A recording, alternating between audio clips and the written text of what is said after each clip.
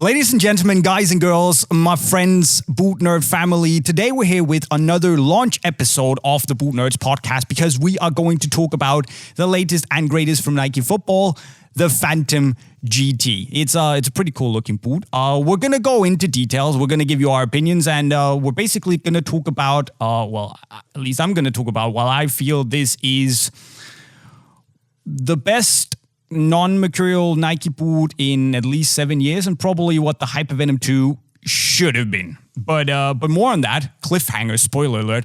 It's going to be great. Josh, how are you, my man? I'm doing just fine, Jay. Just fine. Just fine. Okay. That's very... we're talking about the Phantom GT, man. You should be more than just fine. You should be excited and... Well, yeah, mainly be excited.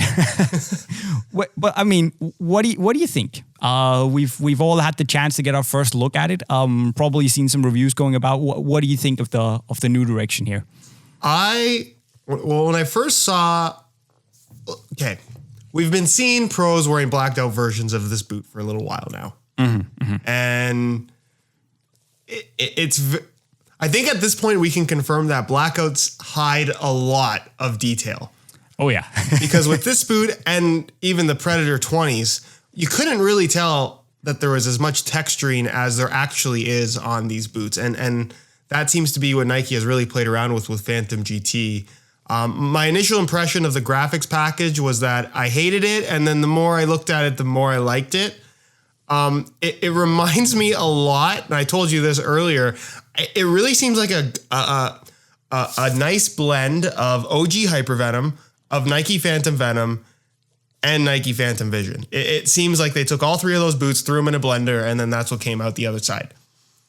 I agree with you. What I initially, the first thing I thought about when I saw this, like a while back, Nike presented it to us, was this. And I thought... That is match mercurial all over again. Obviously, this is not very mercurial-ish. And then again, it kind of is, but we'll get back to that. But I agree. And that's not necessarily a bad thing because it is to take over from the Phantom Vision and the Phantom Venom. They're gone now. They're dead. But Nike have kind of merged those two boots into just having one, well, actually two Phantom boots now. But they have like the high cut and the low cut. And they look very similar, but obviously the high cut has like a slightly higher sock, so you can get that sensation of having something on your ankle. But yeah, I mean, the funny thing is that tech-wise, the Phantom GT is not necessarily a revolution, because I feel like this takes all the stuff that Nike has basically learned since they introduced Flyknit in 2014. And have basically, it's refined it into making something that is truly worthy of taking over from the Hypervenom Phantom 1. And that to me is very, very interesting. And you might have hated the graphics when you saw it. I love this. I think this is very, it's new, but it's new in a very Nike way. It just has that, it has the newness, but it also has that, trademark Nike swagger about it. It looks cool, it looks fast, it looks kind of mean. And I really appreciate that. Yeah, I mean, the graphics do seem like a nice callback to Hypervenom Phantom 1, which I remember when those came out, I was kind of like, what do I think of that? Because the positioning of the Nike swoosh, while it's maybe a little bit more normal now, it seemed kind of weird at the time. And I still think that I maybe like the larger swoosh on the OG Hypervenom versus what they've done on the Phantom GT. But that's something that Nike can definitely play around with in the future. My favorite part of the graphics package on the Phantom GT is how that stripe continues on the medial side, and the only reason, seemingly, that it's there is so they can put the ACC logo. That's the best. Exactly. I love that. You basically have an entire stripe just to have the name and more importantly, the ACC logo. I mean, that is a designer with his priorities in order, right? Now, but if we are to talk a little bit about the boot, that's probably what people are here to hear about, basically. The reason I say that it feels a lot like the Hypervenom, and we can get the two boots together, is obviously that it's built more or less on the same last, so it's still that GF13 last that they made for the Hypervenom. Initially, back then, it was called the X 1, I think, but they turned it into the GF13. So it is the same last that they've used, and you definitely feel that. And also Nike, they simply went back to the drawing board and they said, okay, what was they wanted to make a boot for, that could give you that barefoot sensation, but with a supernatural touch. And that sounds very like PR brief-ish. But they basically went back and said, okay, how can we do this? Which boot last did this the best? And that was a Hypervenom Phantom 1. So they basically went in and said, okay, we have this super thin Nike skin upper. It gave you that barefoot sensation, and it also had some tackiness to it, a little bit of grip. How do we make it better? So they took a Flyknit upper, very soft, put a really thin silicone film on it, and then they made this, that also gives the name to the boot, the generative texture, which is basically, a molded pattern in the silicone film itself with these little pills. You can probably see them as the texture here, which is, in essence, the same thing they did, if I'm not mistaken, on the Phantom Vision. Is just even more, how do you say it? It's more extreme than on the Phantom Vision. So basically, it's there to give you that barefoot-like touch, but with just more grip. Because it's a super thin upper. Yeah. Very interesting. Look, they always sell, whenever you see grip or texture added to the upper of a football boot, there's always this sell of, we did all this research and made sure that all the texture's in the right spot. And I'm sure there's lots of that from Nike on this boot. Oh, yes. But I think what's different about this versus what they did on the Phantom Vision, and I'm so happy there's only going to be one kind of Phantom. I'm so happy. But if you look at the Phantom Vision, 1 or 2, the texture changes depending on the area of the foot, but it changes in the shape of triangles that are done in such a way to be aesthetically pleasing. So I'm not quite as sold on, hey, this is by design, because there's no way that they just mapped out someone's foot and watched how he makes contact with the ball and ended up with a bunch of triangles. That's not very believable. Where on this boot, it really seems like there's more focus on actually having texture in certain spots for specific reasons, which is interesting. True.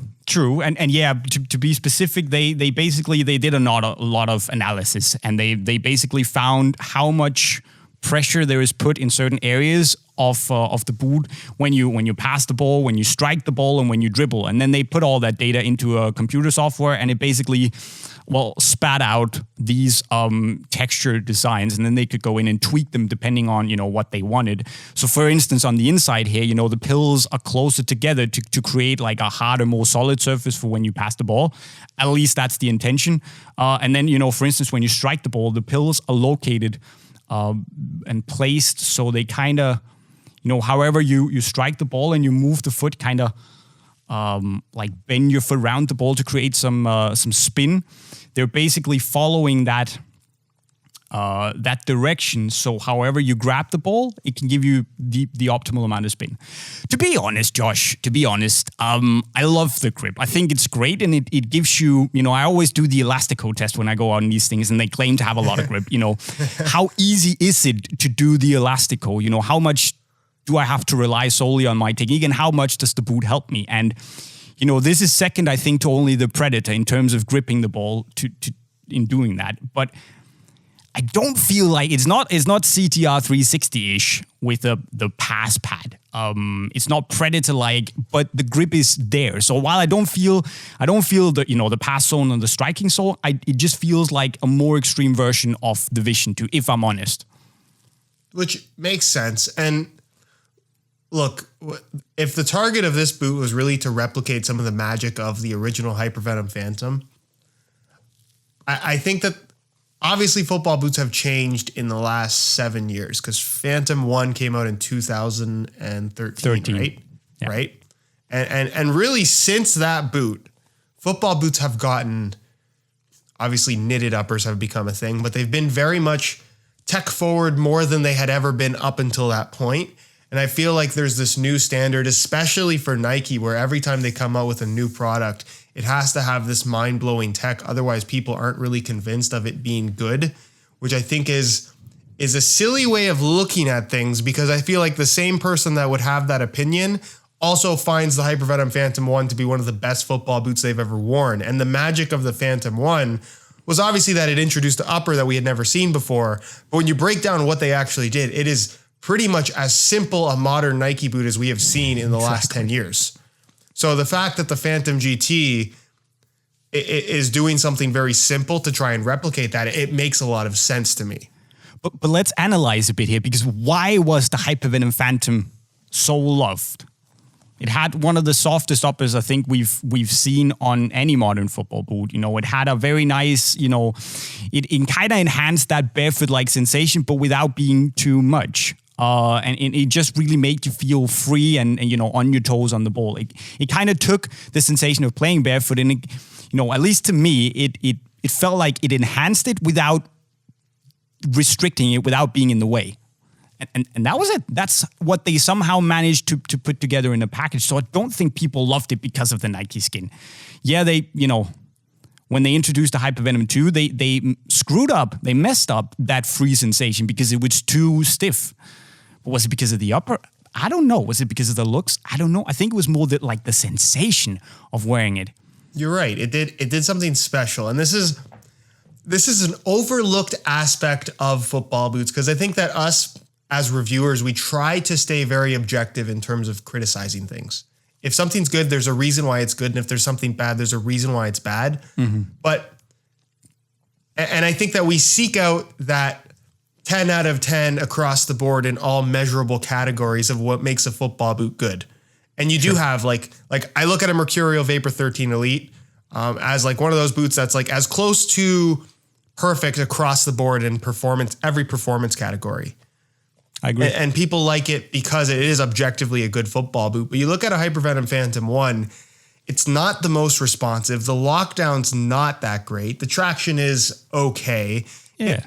It's average, if not subpar, in a lot of categories that make a football boot good. But because it does that one thing that's like a 12 out of 10, that it just makes the experience really good. And I equate it to something like a Copa 20 Plus or 19 Plus, where it's like, yeah, the lockdown's not phenomenal. The responsiveness is not phenomenal.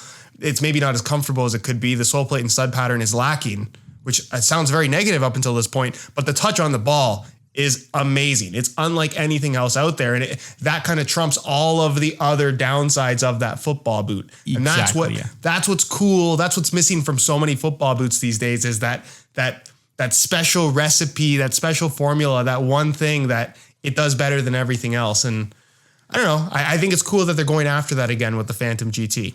Exactly, because, you know, as I said, it's not necessarily a revolution. This is not something that we haven't. Okay, the outsole, and we can talk about that in a bit.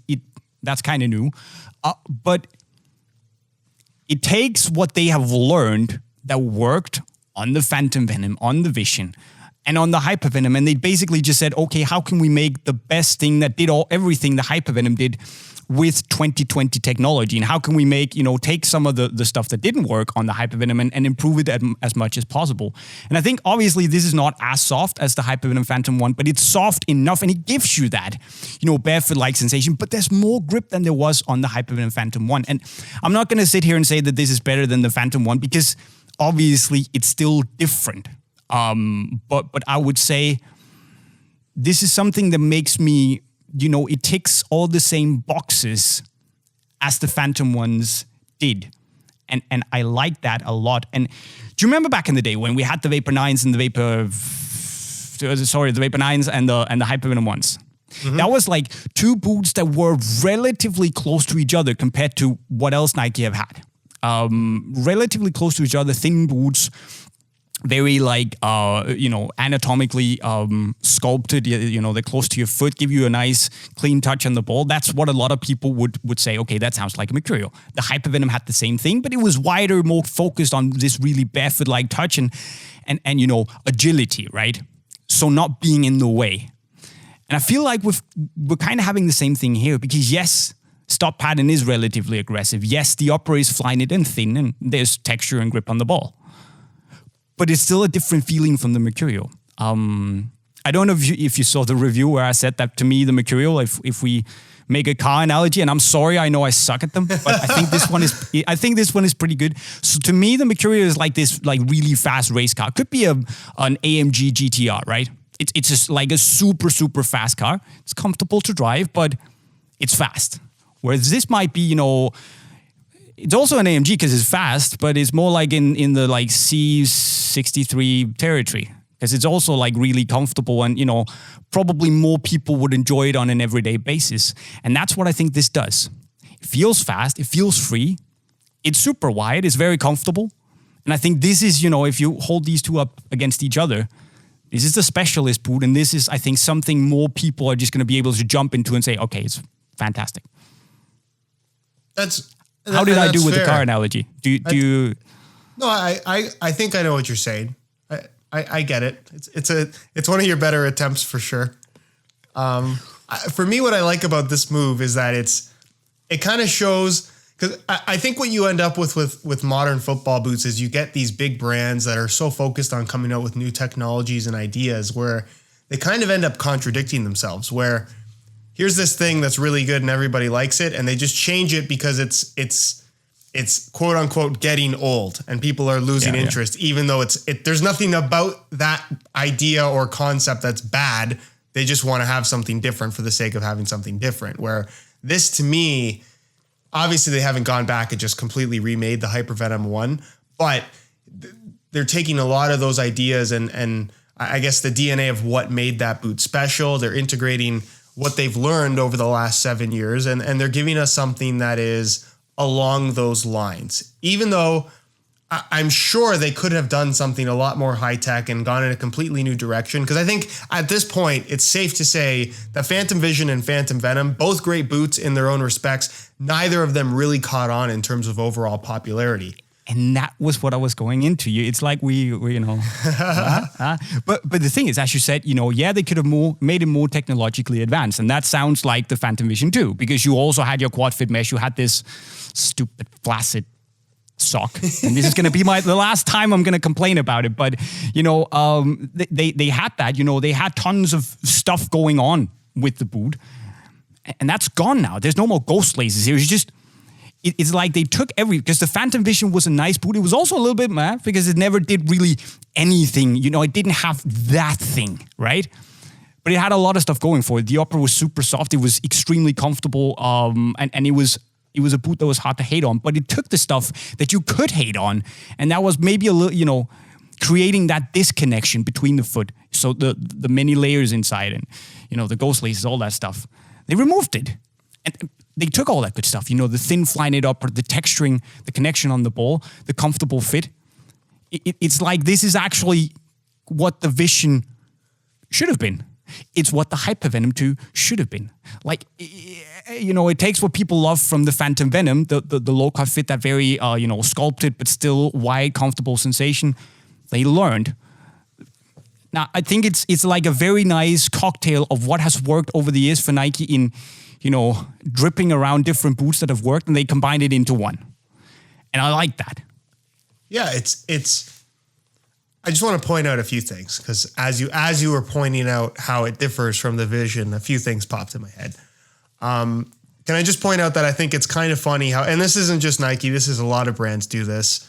They go back and forth on the whole lace cover thing. Because with the Phantom Vision, we were told this lace cover is here for ultimate control. Should the ball make any contact with the laces, you are compromising your ability to control the ball. And now it's gone again, which I think is hilarious. And what I would have loved to have seen in the tech specs is we go from ghost laces to visible laces as a tech feature, because that would have just been amazing. Because for the record, ghost laces are nothing more than just laces that are covered up by another piece of material. Exactly. Which I still don't like. I understand why people think that a lace cover provides a cleaner touch on the ball, but I don't understand for me, even as a very young child, before I really thought too much about football boots, it always occurred to me, even like wearing my old school Predator Manias, I am putting more material over top of the laces because it's going to make the touch cleaner. It's not something that just doesn't make any sense to me. Well, I think it's about, flattening out the surface. So if it's a lace, it's it's a very sharp bump. It protrudes a lot. But when you have like a flatter, smoother surface on top of it, yes, there will be more layers, but maybe it will feel, the connection you have with the ball will be cleaner because there's not like all this up and down. It's a thought. Possible. But anyway, yeah, I mean, then... But I guess, also, should we be mad at them? Like, are we going to fault them for trying something? Okay, ghost lasers probably didn't work, but they got to try something. I mean, yeah, then they tried the half-baked lace cover on the Venom, which is also something, I didn't mind it, but it didn't really do anything, did it? People cut it off, and yeah, it's just like, it feels like they've just decided to cut the crap, pardon my friends, and just say, okay, what works, what doesn't? We got to go back to the root, say, okay, we can use our technology that to make something useful, but let's not use our technology to make something that might work. Let's just make something we know is functional. Yeah, and I like that about it. I think a big part of a lot of the reviews that I've made over the years that people have really enjoyed is myself pointing out a lot of just pure nonsense, which that might not seem like nonsense in the way that it's presented to the average consumer, but once it's pointed out to you, it's one of those things you can't unsee. And I feel like with the Phantom GT, they haven't really, aside from still offering a mid-cut variation for seemingly no reason, and there are people that I guess just want to pay the extra $25 for imaginary ankle support, be my guest. I don't have a problem with that. Go ahead and do it. But there's nothing about that boot that really strikes me as like, oh, that doesn't need to be there, which I like. I think that's a good thing. True. And I think, to be honest, and to be fair, I think the whole, generative texture, we made this to improve your passing, that is a little bit, I understand why they did it, and they probably have all the data, but I don't feel like it's not necessarily something I feel is designed for something like we did with the pass pads on the CTR 360s, or, the demon skin on the Preds, which feel very, very much made for putting swerve on the ball, right? But it's a good texture. That's what I'm gonna say. So I don't think it necessarily lives up to all the tech specs and all the, I'm not gonna sit down and say that, but it does what I want it to. So it doesn't disappoint. It just doesn't do exactly what it says in the box. But what it does is enough. Do you get what I'm saying? Yeah, no, I totally understand. But again, I think we're never gonna be able to. There's never going to be a day where big brands are not going to market their boots in such a way that tries to get people to believe that they're going to enhance attributes that they didn't have before. It's just, I don't know. You're going to believe that kind of thing or you're not. And even if you do believe it and it gives you that little bit of extra confidence, because I remember being a kid at one point in time and I bought T90s because strikers wore T90s and they scored a lot of goals and I wanted to do the same thing. And that inner belief fueled me. And I don't know, I don't have a problem with that. But let me ask you one more time. What is one of your favorite Nike boots ever? I really like the T90 Laser too. I know. I really like it. Did you score a lot of goals in them? I did. Well, there's your proof. There's my proof. It was very effective. But the thing is, right here is that, okay, we're pretty excited about this. And to be honest, I think it's, it does a lot of stuff, right? Outsole is also really nice. So Nike, they also did what they call a finite element analysis, I think, where they basically can go in and measure, how much force does the tooling, the outsole, go in and put in the ground, and how much force can you push off in different directions. And then they made this tooling where they have, conical studs in the front, and they figured, it's nice, but we wanted to bite even more. So they replaced it with chevron bladed studs. And, they compared it to a lot of older plates. So the Mercurial Superfly 5 plate, the Legend 5 plate, and the Hypervenom 3 plate, and it just blew everything out of the water, both in terms of sideways changes of direction, but also in terms of going forward. So very interesting. And, yeah, they have a torsion bar on the outside, but, there's actually still a piece of the sole, just like on the Mercurial, that sits on the inside of the boot. It's a nice outsole. It's more aggressive than the Hypervenom. It's not as aggressive as the Mercurial. Feels, I haven't had anything to complain. Still, it basically takes that sensation of, really strong grip you have when you go forward in the Mercurial, but when you, change direction, and I appreciate that. Yeah, I mean, it's funny how, obviously we've seen with Addy for the last 10 years, they've decided on what their stud pattern is. And it doesn't seem like they're going to be changing that anytime soon. And as time goes on, it seems like Nike is starting to decide that everything should be a variation of what the Mercurial does. But that's because people love it, man. And that's the thing. Like, I think it's hard to argue that in terms of like just outright grip, doing any type of movement, the Mercurial is the gold standard. So to build a different stud pattern off of that with slightly different stud shape to change minimal aspects of like attributes in terms of how it responds with the surface, I think it makes sense. Would I like to see something really cool and unique? I guess so. Like, I think what the Phantom Venom had was good. I don't have a problem with that. I agree. If they put that stud pattern on this new boot, I wouldn't have a problem with it. But I understand the direction. And again, there's a huge emphasis on speed within the football boot industry right now. And I think that the Phantom GT, even just from a visual perspective, it looks faster than both Venom and Vision that it replaces, which I think is going to go a long way in terms of convincing people that that is a viable option for them. Absolutely. Now, one thing I do want to complain about, I don't know if you can see it here, but I hope you can. The GT is long. Like, it runs long. Here I have the Venom. I've aligned the heels pretty much, and you can just tell that the Venom is like significantly shorter than the GT, and the same thing goes for the Mercurial. Let me just show you right now, real quick here. I'll line them on the desk. You can actually see that the GT is longer, and that for me has been a bit like I don't know for how long I've just been able to go with the size US 7 in Nike boots, and the fit has been spot on. That's not the case with the GT. And, if I go through the size, it's okay, it's wearable, but I think in order to get the fit that I want, the fit that I had in the Hypervenom Phantom 1, I need to go down half the size, which is also going to be okay because it's wide. Like, there's a lot of, like, I don't know if you can see this here, it's a really wide boot.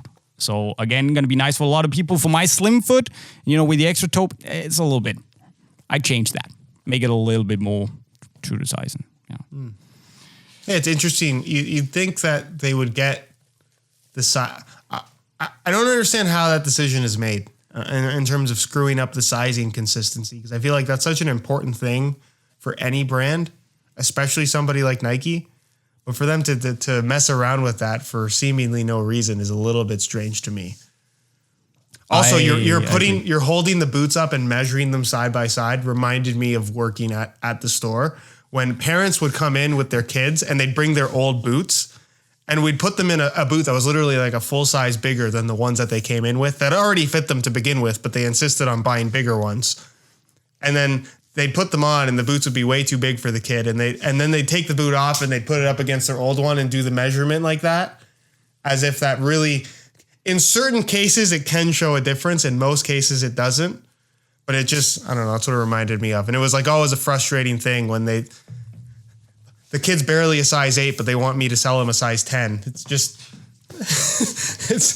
Which kid is size 8, by the way? I know I have not the biggest feet in the world, but still, Jay, I'm telling you, go work at a shoe store.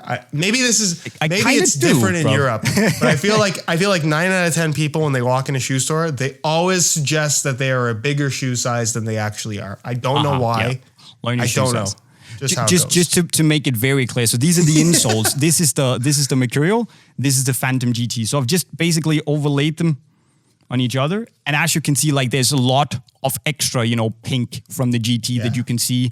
So it's a longer boot than the Merc. And Nike fixed that because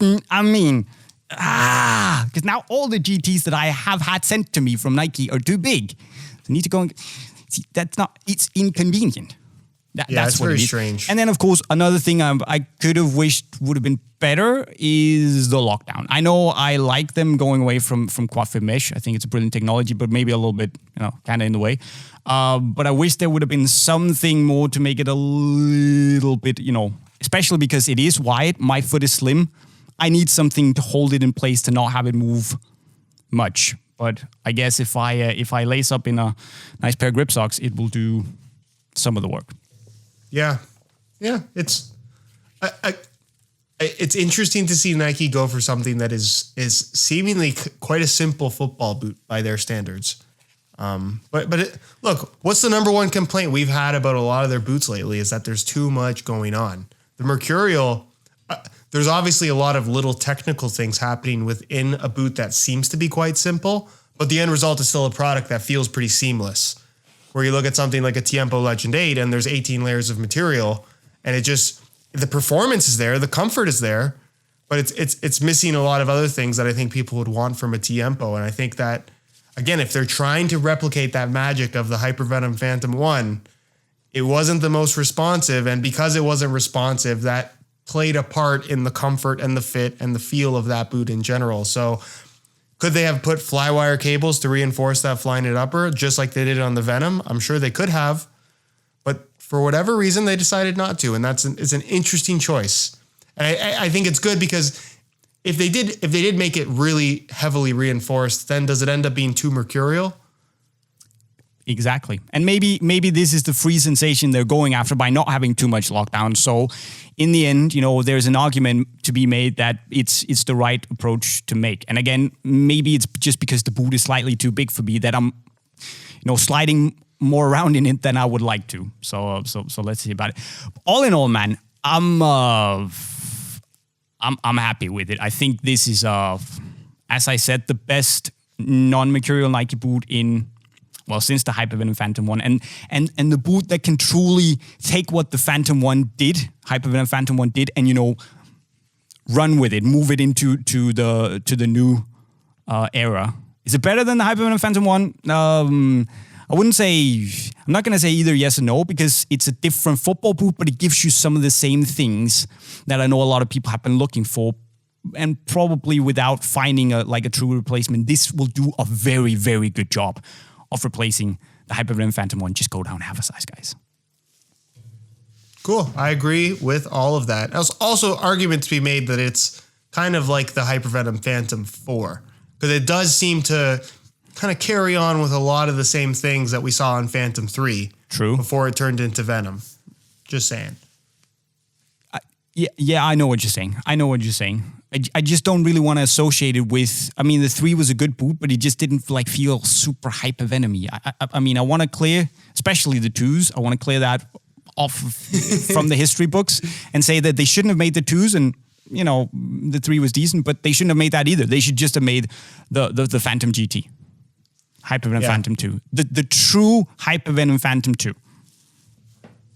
Right here. Go buy it on unisportstore.com. Shameless plug. But seriously, go buy it on unisportstore.com because it's very good. And if the material is too slim for you, get this and you're gonna get still a speedy experience. I mean, high praise for me. High praise. I think it's a very, very strong line. And now there's no bullshit, pardon my French, in the Nike lineup. They have the Mercurial, they have the Phantom GT, and then they have the Jumbo for those who want a leather boot but with a modern synthetic feel. Do they have this plush Copa-like experience that we also see from Mizuno? No. Does it matter? Would it have sold anyway? Probably not from Nike. Then you go and buy a Mizuno boot. It's like they've just taken the consequence of them being really, really, really good at making the Mercurial type boots, the Hypervenom Phantom 1 type boots, and we just accept it, let's be the kings of these type of boots. Run with it. Yeah. And they're going to be hard to beat. I think less is more for Nike in a lot of cases. Wow. And with those words, I think it's time to end this launch episode of the Boot Nerds podcast. Again, I've been away for a while and I apologize. Now we're back and we're going to get back to making regular podcasts again when there is stuff to talk about. That's going to be the new direction. We're not necessarily going to release new weekly episodes of the Boot Nerds podcast because we don't want to force topics. Who knows? There might be one every week. There also might not be, but we're going to keep you posted, of course, on what is going to happen. But stay with us. There's going to be a lot more cool stuff to talk about this year. So it's going to be worth it. Thank you so much for watching. Leave a like on the video if you had a good time and you liked the new boot. Go cop on unisportstore.com because we have everything you need. And if you want more on the latest and greatest football boots, go check out Josh's channel, SR4U, and maybe his car problems channel if you're into cars and, maybe you like my car analogies as well. So Jay's clearly been watching. Yeah, I've learned a lot already. You can also go and check out what we do at Unisport. We review all the latest, greatest boosts, talk to the biggest stars and all that jazz. Click the green bubble over my head, or if you haven't done so already, go subscribe to the Boot Nerds podcast by clicking the green bubble in the middle of the screen. And with those words, I've been JayMike, and I approve this message. Later. And questions go in the comment section below, by the way. So yeah, that's true. Later, bye.